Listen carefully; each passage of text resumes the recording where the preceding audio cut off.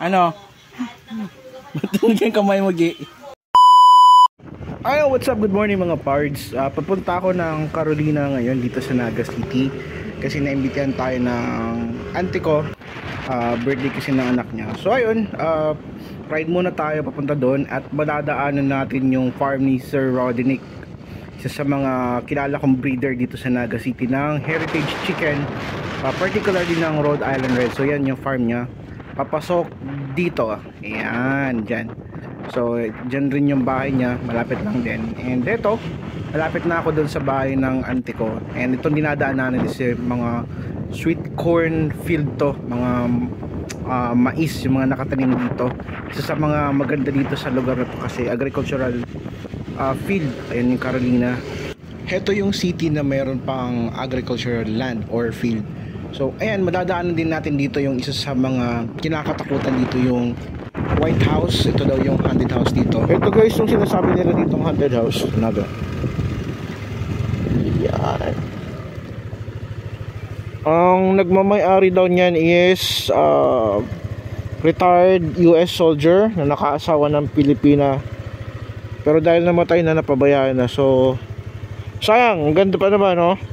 Solid. Na tayo dito papunta sa bahay nila Uncle Tope. Hindi daw makapag-vlog kasi maputik. So tara. Ginawang adventure bike yung NMAX, akalang alaw sa pagkain. Oh my god. Yeah boy.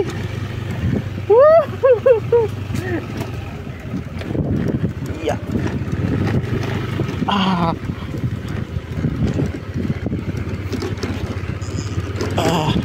Buwag kaya ng ipon, kaya ako nagwala. Gi, how are you, Gi? Gi, how are you, Gi?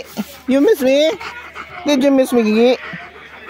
Laking aso na ito mga tol, oh. Yan mo ako mga manukan, oh. Kasi yung mga pansabong, ayan, mga Texas ng uncle ko. Ayan, mga pangsabong. Yan ang mga pansabong, ang liliit. Ginagawa nyo ko ng isyong nagsasabong, eh. Ayan, mga Texas yan, oh. Solid yan. Ayan, yung mga Texas ni Uncle Tope, oh. May baga, baldado ka niya. Balaon mo. Naghilom nung namin nga dyan. Nice. Wala ako naman, oh. Oh? Baldado na kaya, nakaduwa. Mga Texas White Kelso. Ang laki, oh. Bakula pa sa pabong lalaki. Black Astronaut. Ayan naman, akit dyan, oh. Solid. Ito baga, hindi mapit ka na, yung mga hen. Puro lang to hen. Takula ko ng ano ni Uncle Tope, ang asyenda. Yan mag-i-design mo sa ano. Asyenda di palay pa yon. Si imagine niya. Hindi ka, kahaling fancy. Yan si Brahma na pigbakal pang. Si Brahma, pigsoy ko muna si babae. Ito yung binenta sa amin ni Uncle Toping Brahma na nakuha lang namin. Magkano bilhin natin kayo? 1.5 pair. 1.5 pair. Di alam nung nagbebenta na pure Brahma. Ito bagay sa ito. Yung mas malaki. Yun na yan, si Haris ako. Tapos ito yung galing sa kay ano, Taytay. Ito. Ini? Ito yan. Yan na yan. Mas nakulat to sa kuya? Eh, mas nakula sa'yo mo. Oh, sheesh! Pero mas malapad ang Yung self... first generation ng Black Astronaut. Yan yung produce natin na vintage line. Galing kay Jack Rosatina. Yan. Binigay ko kay Uncle Tope. Ito mga dominant red, tapos may mga decal brown. Nicole, ano, Black Astro pa ini? Ini Rhode Island sa Black Astro, halo na yan. Ini ang Black Astro. Ini. Itong init mo ni Jan. Nagsusurog na solid, oh. Ay, dakol. Yun yung ano. Nagpipick up lang kami pag umaga. Pero anong nakukuha mo dito ano? Half tray. Half tray? Everyday? It's everyday? Ang pinaka most 20 eggs. 20 eggs. Solid cool. Hindi. By araw-araw. Araw na 20. Pero nung last week, tinanggal pa lang namin dito yung rooster kaya may mga similya pa yung yung mga. Nakakatawa lang mga tol kasi yun, binigay ko yan kay Uncle. Ang laki!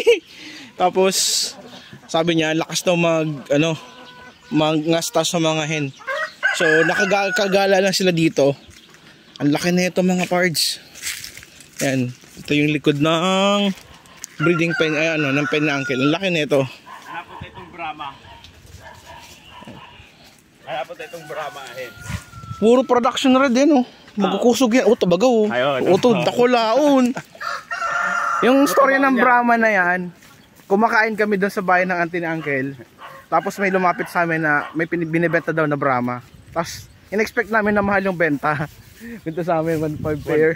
Pero payat. Payat. Tapos dito dinala ng uncle. Tapos pinalaki niya. Ayun, ang laki, ang ganda. Pero kasi hindi nagtatarago lang sa mga irarong kong limon. Ayun, mga layaman. Gayon. Kasi dito na nagyan sa rugo. Digdikol? Kaya okay man mga health yang manok. Yang si Brahma nagtago. Ayun, takulaon. Takulaon talaga. Pero takot yan sa mga malit na hen. Oh? Pag ini nagdakulkol, tanan mo compare. Ayo. Yan, oh. Itong nahalin mo, di ba ko man itong purong Brahma? Bako na? Bako na itong purong Brahma. Ayun ito si Buff Brahma. Puro niyo. Worth of 1.5 pair. di aram ka itong hindi alam nung nagbenta sa atin, no? Binigay lang naman sa kanya eh. Sabagay. Pero dapat binenta niya ng mas mahal eh. At least 7K, 8K yung pair, no? Yes. Solid. Ang bigat.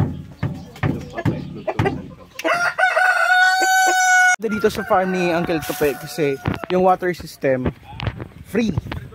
Ayan, no? Sarap maligo dito. Ang lamig ng tubig galing to ng Mount Isarog. Yan yung Mount Isarog.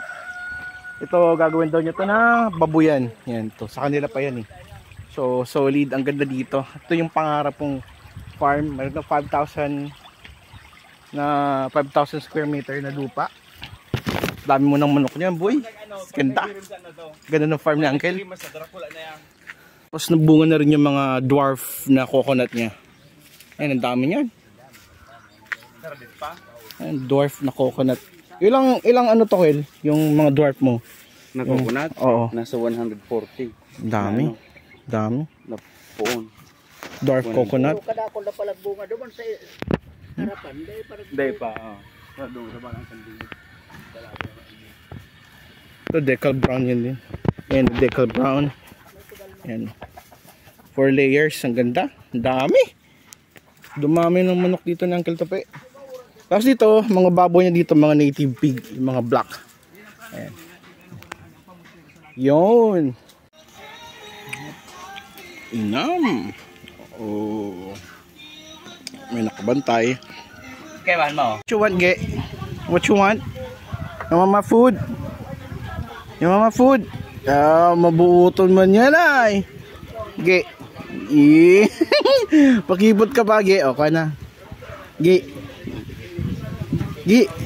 Sige. Gusto pang subuan. Diyos ko. The gentle giant dog.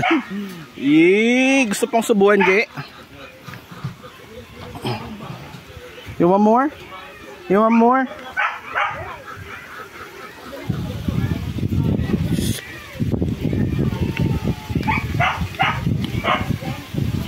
Ano? Matulog yung kamay mo, Gi. Ha? Gi. You want? Mabuto mo talaga, ano? You want? Gi. Sige na.